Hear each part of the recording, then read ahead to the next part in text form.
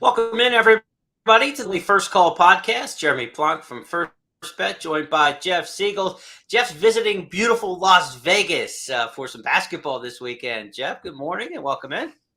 Good morning to you. I was disappointed to learn that they're not going to be racing at Santa Anita as of this recording on Friday, but because I did all the work. I don't all that for nothing. But hopefully the weekend will be better. And we've got some really good racing. Tampa Bay in the spotlight this week with some very, very good racing and the critical Kentucky Derby prep, which we will talk about later. Gulfstream's got a couple of decent stakes races as well, and let's hope that we get chance to run tomorrow at Santa Anita and Oaklawn. What a nice race the Azeri came up. Good race there. So good racing, and all eyes will be around the country with some several, I think, stakes races that are worth playing. Yeah, between the Azeri and the Beholder Mile on Saturday, the Breeders' Cup staff just showed up in March. It seems like this is, two really nice fields between those two races in the distaff division. So looking forward to handicapping those. Let's get started at Gulfstream Park on Saturday, where dual stakes are in action, the Hurricane Birdie and the Captiva Island. Captiva Island, part of the Coast to Coast Pick 5 races on Saturday. Let's go ahead and give you a look at those Coast to Coast Pick 5 races.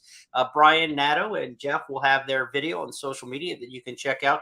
Captiva Island, we talked about at Gulfstream, is race number 11. That's going to wrap up the Coast to Coast Pick 5. Look at these 5 stakes races in 59 minutes time. This is the way you like to play pick 5, I think. So a little less than an hour with the post-time drag. Maybe we're talking an hour and 12 minutes here, but it's not going to be too long. 59 minutes start to finish on the Coast to Coast Pick 5 on Saturday. Again, one of those stakes races, the Captiva Island from Gulfstream, race 11. We're going to start our handicapping, Jeff, at Gulfstream Park. The Hurricane Birdie Stakes is the fix on the program Saturday. Hurricane Birdie, race number 8, 6.5 furlongs. Post time for that one a little after 4 o'clock. And Frank's Rockette, when she's on, she's really on. And is she the horse to beat in here? Yeah, she seems to recognize spots where she knows she can win. You throw her into the deep water like the Breeders' Cup Filly and Mare Sprint, she kind of waves the white flag. But against this group, she really does dominate. It's amazing. She's kind of unappreciated because 25 starts, first or second, 19 out of 25 with 10 wins. And in the Sugar Swirl, she just blew them out of the water. She won that race by 12. That was her most recent race right here at Gulfstream Park on New Year's Eve. 6.5, 7, that doesn't bother her. This race at 6.5. She just outclasses the group at 4 to 5 in the morning line. Looks like she's been training well at Payson Park for Bill Mott. So there's really no way to get around it. And these grade 3 races are hers for the asking. And from a gambling standpoint, you can't make any money, but you can appreciate Frank's Rocket for what she is, a thoroughly genuine and consistent race mare who, when you put her in the right spot, she very rarely fails to deliver. Yeah, and last time out in the Sugar Swirl, she emphatically got the victory. Frank's Rockette under light handling. She cuts the corner and opens up. Toward the inside, Joyful Cadence is going to try to outrun Copelia for second, but nobody's going to outrun Frank's Rockette. Frank's Rockette, the daughter of Into Mischief, making a very emphatic display in the Sugar Swirl. She's 4 to 5 and geared down for Frank Fletcher, 7 on top. This time we talk about the filly and mare sprinters in this race, the Hurricane Birdie. Be remiss if I didn't mention yesterday in recent days the passing of Extra Heat, sensational filly and mare sprinter. She came from Maryland and took on the nation pretty much. She stayed mostly on the East Coast, obviously, with her racing, but she'd go to New York. She'd go all over the Mid-Atlantic. Extra Heat was fantastic. And you talk about the great record for Frank's Rockette. Extra Heat, I think, won 25 stakes races throughout her career. I believe is the total, one of the all-time numbers there when you talk about the filly and mare sprinters in that kind of division. She was a good one, Jeff. Yeah, she was. Not the fanciest of bred mares, but all heart, all genuine. And she lived into her 20s. So that was actually good to see. Let's go to race number 11 on Saturday at Gulfstream Park. Our next handicapping exercise is the Captiva Island Stakes. The Captiva Island turf sprint here for going 5/8 of a mile on the grass at Gulfstream Park. Field of 10, so, position, traffic, trouble. These are all things that you need to consider when you handicap this race. But last time out, Train to Artemis got through with a great trip, and if she can do that again like she did at Tampa, she'll be tough. To the top of the lane. Sassy Beast, room at the inside for Train to Artemis. The favorite has a seam, going to try to come through. Madam McLean still battling away on the lead. Tracy Ann's Legacy, Bahamian Moon in behind horses, but getting through is Train to Artemis. Train to Artemis gets to the lead. Sassy Beast down the outside, Spun Glass trying to run on also the L Train, but Train to Artemis got a dream trip through and wins the Lightning City by 2.5 legs. Jeff, it doesn't always work that way when you draw the rail going on a turf sprint like that last time. Now she's in the 4-hole. That could actually be a little bit more of an advantage. You kind of pick your spots a little bit more from the 4-hole than on the rail when it's basically claustrophobia or bust. And she got through last time and Trained to Artemis. Is she right back to the winner's circle again in your estimation? I'm going to gamble on her. She was claimed for $35,000 last summer at Saratoga. She has been protected ever since by Kelly Breen. And watching that video, and I'm glad we showed it because Trained to Artemis she looks like the prototype turf sprinter. She's kind of compact, she's got quick action. Mm-hmm. She's the kind of mare that can find a hole and then get through it immediately, which is what you need. You need that turn of foot going 5/8 because sometimes those holes don't stay open very long. So for Trained to Artemis to win this race, she's a perfect 1-for-1 at Gulfstream Park. I don't worry about that. She doesn't go to the front, but she always is in that fray, that right behind the leaders. And when that hole opens up, she just quickens. So I think there's no reason to believe that even at age 5, she's won 7 out of 12. She's not over raced or anything like that. Plenty of still good racing ahead for Trained to Artemis. So with good racing luck, I think she can win again. Charlie T from the rail probably sets the pace in this race. The Captiva Island, speed from the fence. There's one choice, and it's to go. And the X Factor is Muted in here. I'm curious to see what Muted does. First time on the turf for Rusty Arnold. This is a $450,000 into mischief.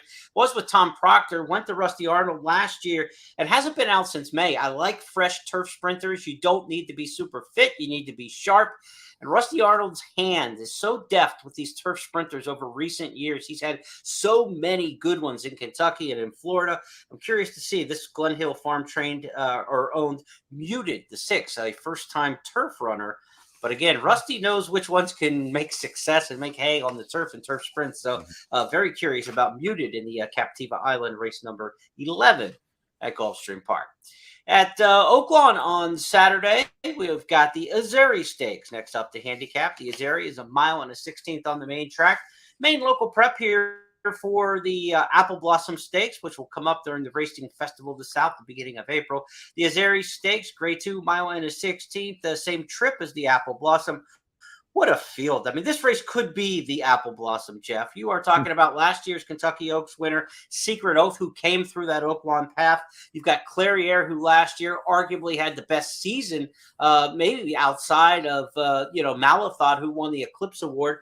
Clairiere was outstanding in the division. Interstate Daydream comes back as a 4-year-old now. She won the Black Eyed Susan last year. So you got the Oaks winner, the Black Eyed Susan winner, Hidden Connections in here. She's top class as well. Clairiere, this is a fantastic race. And Asmussen and Cox even sent horses out to California to run in the Vanity. And there's still horses this good left for the Azeri at Oaklawn. This should be a great race. This is the race I'm most excited to see all weekend. How about you?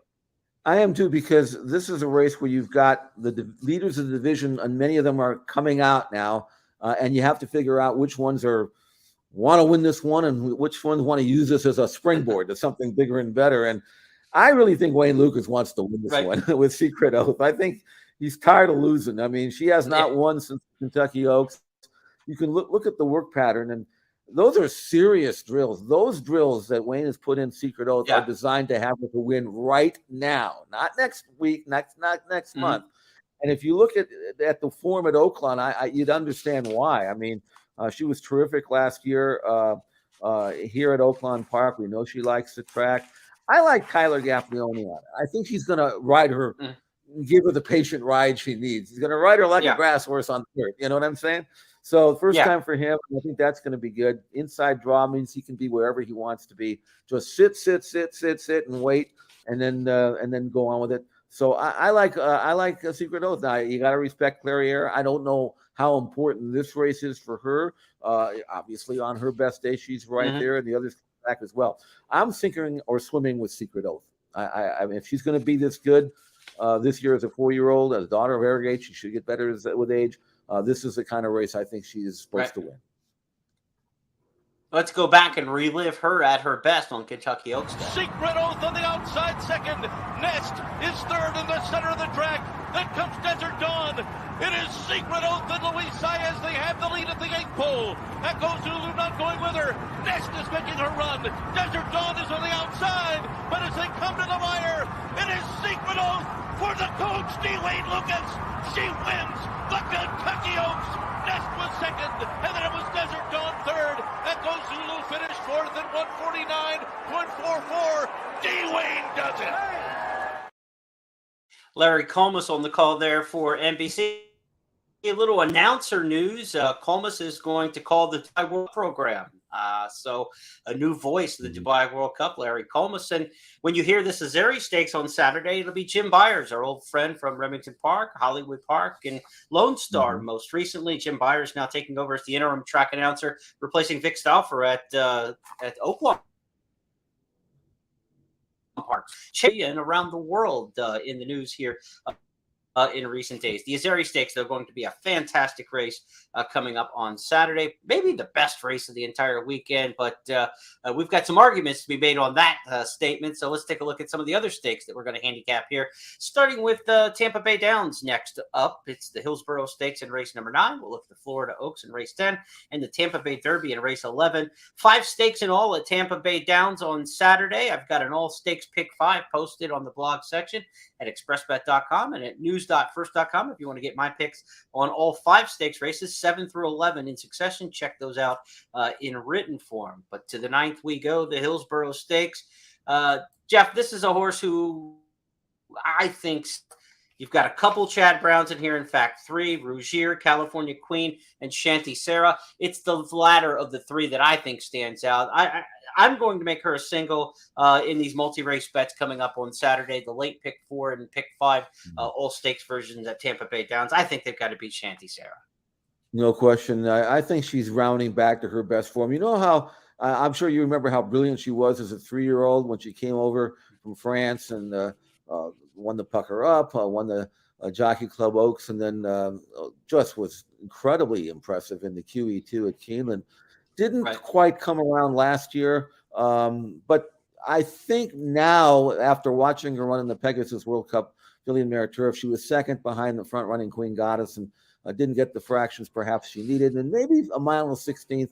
I won't say it was too sharp for her, but I think at this distance, I think she's going to be able to exert her superiority at a mile and an 1/8. So I'm really expecting Shanty Sarah to regain her best form. First or second, 9 out of 12, consistent. I like Shanty Sarah as much as you do.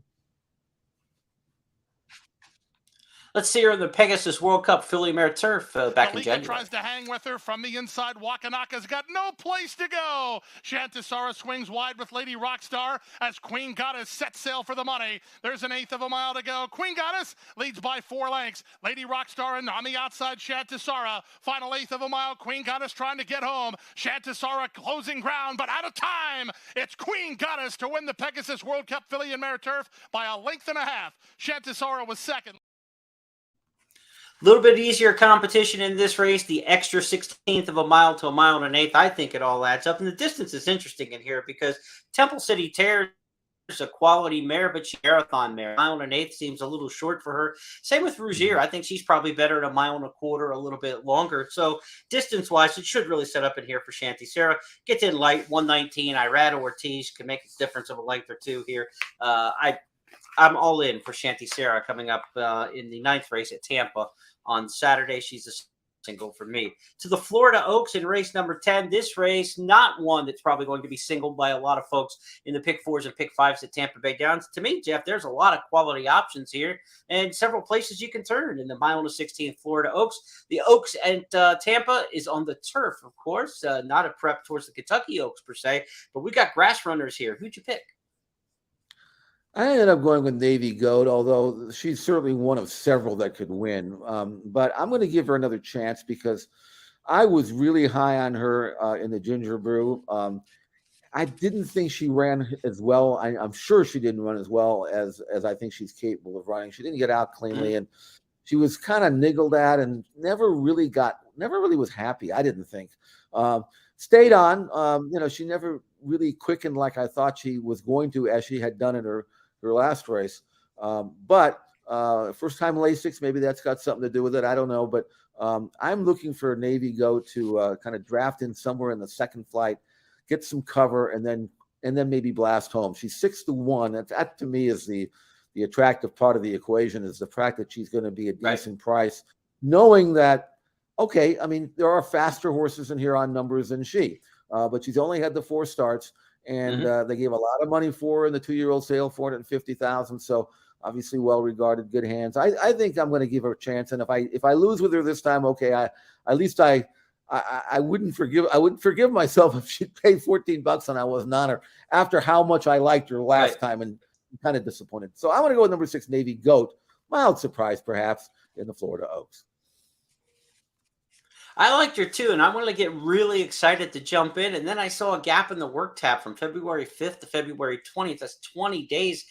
There's either 2 missed works in there by the clockers or 2 missed works in there by the horse, in that 20-day period. So I'm not quite sure. So that kind of like keeps me from pushing all the chips in the middle, right? Is she going to be really tied tight here, or did they just miss the works in the morning? Hard to say. So Navy Goat for me, the top choice. But I think this is a race you can use a lot of different options. All-American Beauty, $700,000 into mischief for Shug, coming off a nice maiden win off the pace at Gulfstream. It's not easy to close and win at Gulfstream, so that's an impressive maiden breaker last time. Alpha Bella, well-bred, Justify Andina filly, second in the Swedish Chant for Pletcher. When you get beat by Cairo Consort by 3/4 of lengths, Jeff, that's pretty much the measuring stick amongst these 3-year-old fillies on the turf. In the South, anyway, it's been Cairo Consort as the top filly down there. And then Free Look for Chad Brown, first time starting since the Breeders' Cup Juvenile Fillies turf. She was second in the Miss Grillo, which is usually a pretty predictive race of good fillies on the turf for the 2- and 3-year-old ranks. So Chad Brown with her, I would imagine Free Look also deserves a look in here. Good event in the Florida Oaks, one I think you can use several options when you're putting together those pick 4 and pick 5 tickets at Tampa Bay Downs. Because as we get to the Tampa Bay Derby, I think you're going to need that many options. If Tappet Trice runs back to his last race, Jeff, I think they're ready for that. The Pletcher duo is up front. Tappet Trice bidding up to take on Shesterkin. Tappet Trice now shoves a neck on top. Shesterkin trying to battle back inside from Live as Life, who's now third. 3/4, 111-4. Tappet Trice has a narrow lead. Shesterkin gonna make him earn it toward the inside. 1/8 of a mile to go. Tappet Trice has kicked away from Shesterkin. See you back at the barn, he says, as Tappet Trice runs up the score to win by 5 in the end. Shesterkin was second. That's what you want to see from a horse who's being progressive, as we like to say, on the 3-year-old trail. Big improvement first year. He has got some big mounts. He's not going to Oaklawn to ride Secret Oath, the Oaks winner. It's all about the Kentucky Derby, Jeff. I mean, that tells you what they think of Tappet Trice and the importance of landing a big Kentucky Derby mount. Luis Saez here to ride Tappet Trice, I think is going to be an odds-on favorite. I think she's going to go somewhere, or he's going to go somewhere in the 4 to 5 range. You mean you don't expect to get the 8 to 5 on the morning line? I don't think so either. I think on that. There's fixed odds when you need them. But Tappet Trice, here's the thing about him that jumps off the page to me.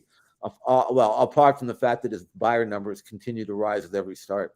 He's a colt by Tappet. He's a long, striding, lengthy horse. He's never actually been 2 turns.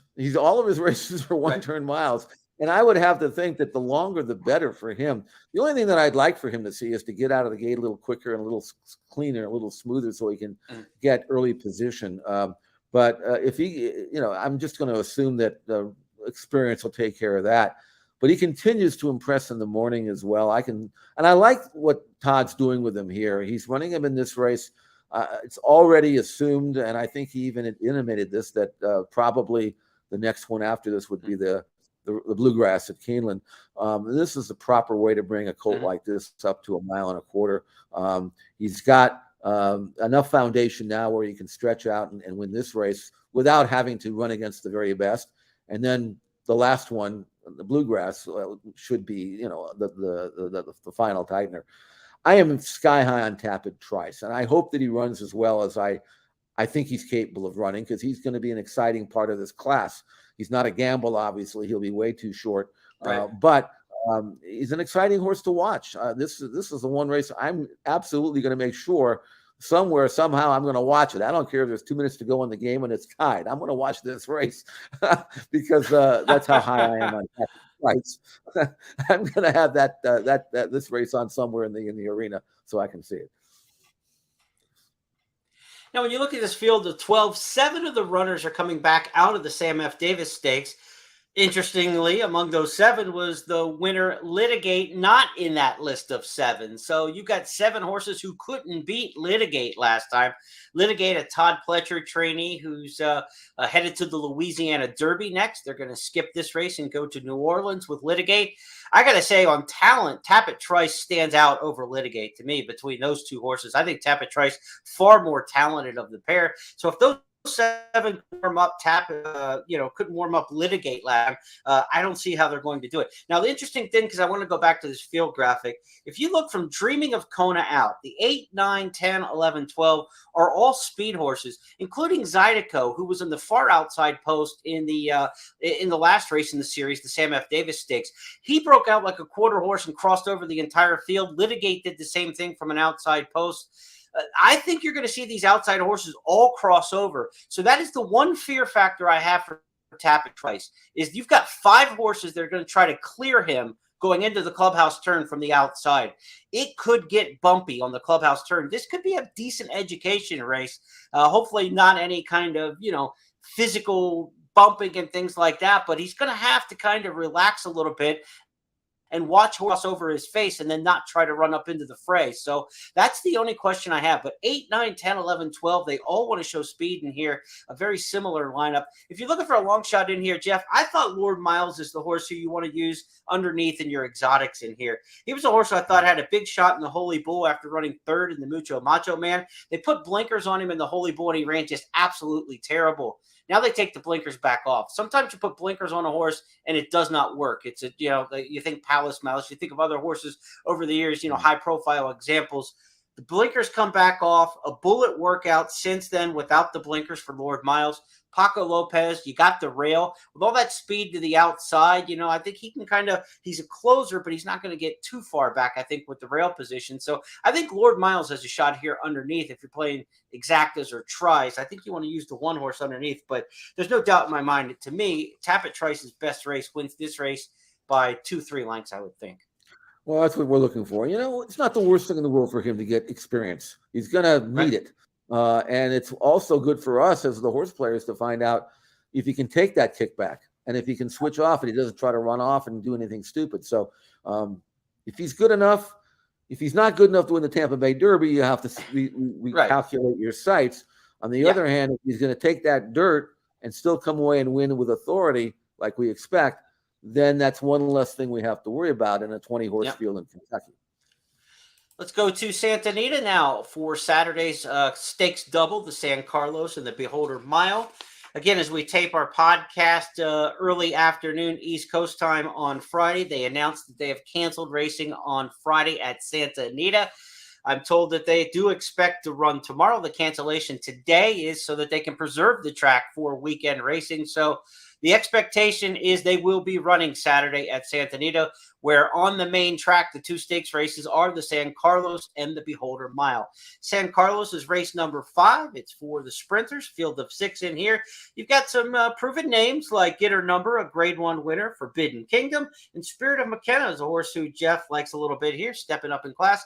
Tell us about the San Carlos, Jeff.